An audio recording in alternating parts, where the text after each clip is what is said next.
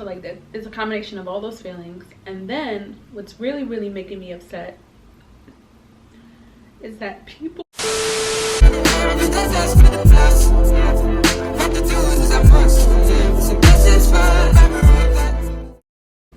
Hi guys, welcome back to my channel.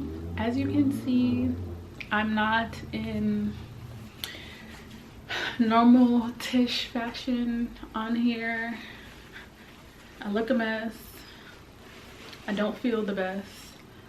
Not in terms of being sick, just like mentally. And yeah, I'm not home. I'm in a hotel room. Shout out to my job for putting us up in hotels. They gave us the option if we don't want to be home and bring germs there, we can stay here. So I know it's been a minute since I've been back on YouTube. I mean, I've been responding to comments, but I haven't really made any content.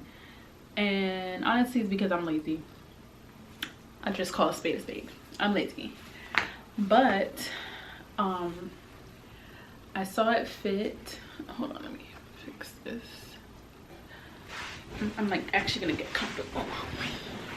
I felt like this would be the perfect moment to come on here and talk about my experience right now at work, with everything going on. As you guys know, I'm sure you guys know, everything that's going on right now, I don't think people realize the severity of it, and they're not taking it seriously, because a lot of time with our media, it's kind of like a cries wolf situation. Like the media will like over exaggerate things or sometimes even lie, and people are just, I guess, I don't even know the word I'm looking for. People are just like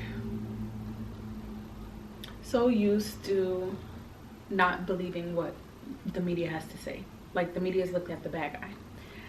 But honestly, right now, especially in New York City, as most of you may know if you've watched my previous videos, I am a registered nurse in New York City. Particularly the epicenter of the epicenter is where I work. So I'm seeing like a lot of stuff go down that has had me anxious, has had me like emotional, and I just want to like kind of vent. I'm here to vent. Just a quick backstory. I actually my next video was supposed to be a vlog of me in Spain. So about 3 weeks ago, March 11th, I was gearing up to go to Spain. In the sky, I received, well, in the sky, when we landed in my connecting port, because I was going from New York to Paris, then to Spain. So when I landed in Paris, I heard from the pilot that Trump has set up a travel ban for all Europe flights not to come to the US or whatever, and excluding US citizens. But I didn't want the situation to get worse, so I ended up just literally going to Madrid to get my bag that was going to be on the next flight heading there, and then go back home because I booked the flight right back home. So I get home. Obviously I was supposed to be in Spain, so I'm now on a 2-week vacation. Ended up being a staycation. Stayed home for 2 weeks. Around this time, stuff didn't really pop off yet at my hospital, but there seemed to have been cases that were trickling around that no one knew about. So people started to get sick, and people as in my colleagues. So obviously I'm getting, you know, the word from my work friends and stuff like that, and this is now when everything's starting to be locked. Like everything escalated so quickly. I feel like from the 15th, after the 15th is when like things were getting locked down, restaurants could no longer serve, like everything started to get crazy. So I just want, as you guys hear me vent, so you know the backstory. When I left work, the week I went to Spain, I think my last shift was the 9th or the 10th. It was the 9th. Everything was normal at work. I was gone for 2 weeks. When I came back, my whole entire unit was now COVID. Everybody. All the patients.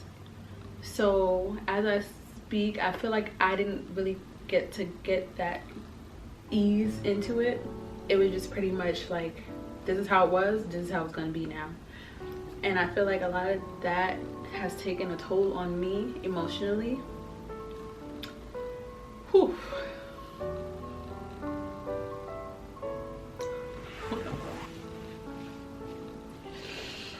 Dang, I feel weird crying on camera. This is weird. But in any case, I just want to come to you guys like real and raw. As you can see, again, I look a mess, obviously. But anyway, I was saying, like, a lot of this has affected me emotionally because, like, my job, like I once knew it, is not the same. So it's all just really hard, and I don't know if it's like fear, because it's like every patient I interact with during this time, it's like, is this the patient that's gonna make me get my mom sick or make me sick? And then it's also like, I'm naturally an empath.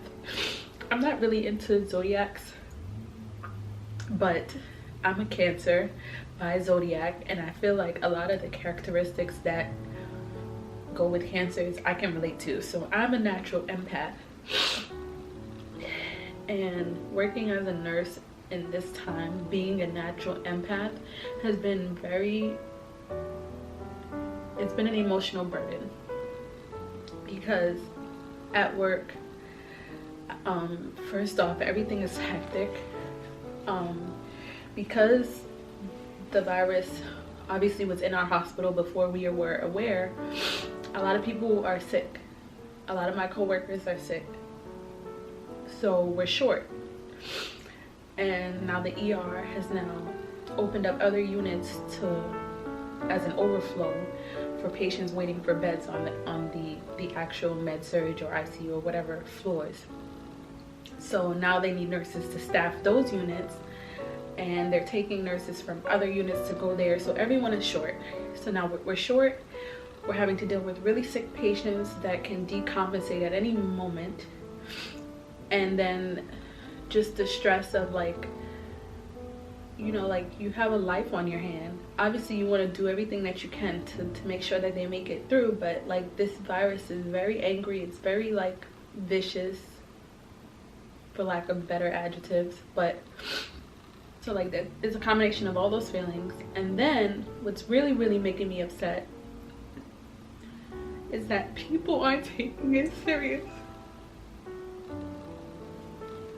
I go online and I see stuff, like, I'll be on Instagram scrolling and people are just lollygagging, having house parties, doing all type of stuff that they know they're not supposed to be doing right now, because everyone is urging them to stay home. And it's like I feel it, because we're in the hospital busting our asses. And it almost feels like an insult. There are patients dying alone. Family members are not allowed to visit right now. And it's like all these people congregating in the parks, doing this in the house, having house parties, whatever. It's like they're not taking it serious. And I understand, because at first, when everything was popping off in China, I felt like, okay, well, you know, it's probably like the flu or whatever like that. I honestly did not take it serious like this. And then even up until I'm about to leave for my trip, clearly I was going to Spain, and I'm like, oh, you know, Spain doesn't have that much cases, it's okay. And like, obviously it's because I didn't have a personal connection with what was going on. And personal as in seeing it with my 2 eyes. So I get that some people are not taking it serious because maybe they are where I was like a few weeks ago. But it's like people don't realize that a lot of people are carrying this virus and don't know that they have it, or they're carrying it and spreading it before they develop symptoms themselves. And so obviously it's like, you know, going around unknown. But it's like, I don't know how many times people have to repeat the same thing over and over again. And then another thing is, like, I've been seeing comments from people online saying like, these are what you guys signed up, this is what you guys signed up for. And I get it. Yes, I am a nurse and I did sign up to care for sick patients, care for people who in their most vulnerable state, which is in the hospital. That, yes, I did sign up for that. I did sign up to care.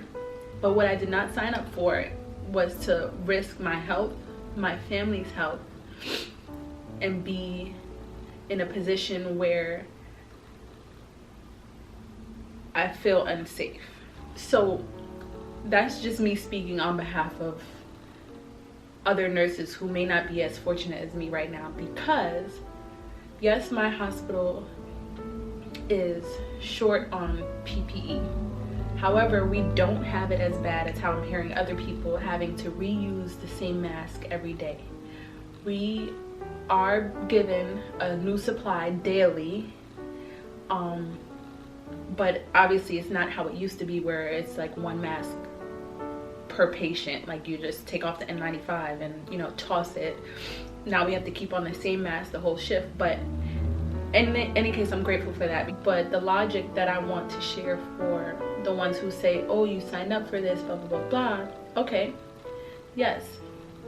People sign up for war. They know that they're going to war. They know they're going in danger. They know what to expect. Well, maybe not what to expect at war, but they know you're going to war. Like, this is danger zone. What they do not sign up for is to not be protected. Would you go to war without a helmet and a gun and a missile and whatever? No. And then another issue that I'm having is that,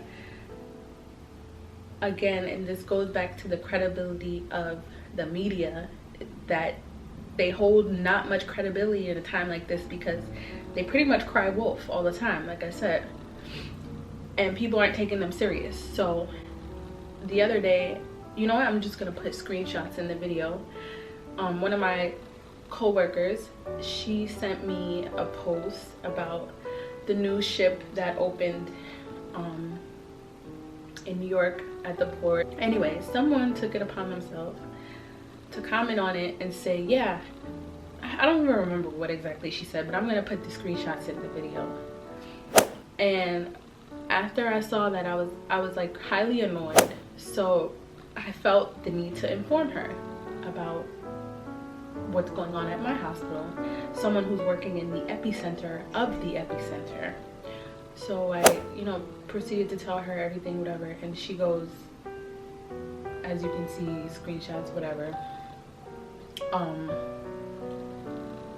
So yeah, that situation like really pissed me off, because it's like everyone is thinking this way. Everyone wants to be conspiracy this, conspiracy that, regardless of where the source is, regardless if you think it's the government or it's this person or whatever like that, there is something going on. So protect yourself and stay inside. There's a lot of people that are saying, oh, it's this tower that they're putting up, it's this or whatever. But you still outside. You still outside. So people are dying. People are dying. They're alone. I myself, I had a patient who obviously was ill, and I felt so bad because his family obviously can't visit. So I took my phone into the room and I let him FaceTime. I broke hospital policy. I shared my number with a family member so that my patient can FaceTime his family member. Let me just say there are people that are going home, but there's more people that I'm seeing that are not going home. And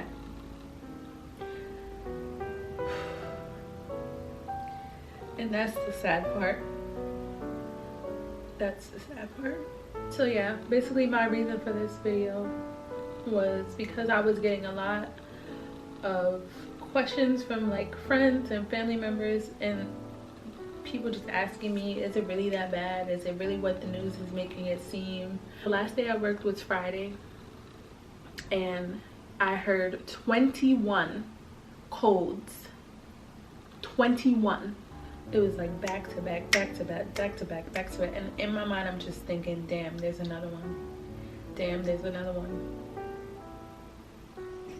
And I don't even want to like go in depth into the situation that's going on in the hospital, because not only are we running low or having to be very precautious in how we use PPE, but also ventilators and sedation medications. So everything you're seeing right now, believe it.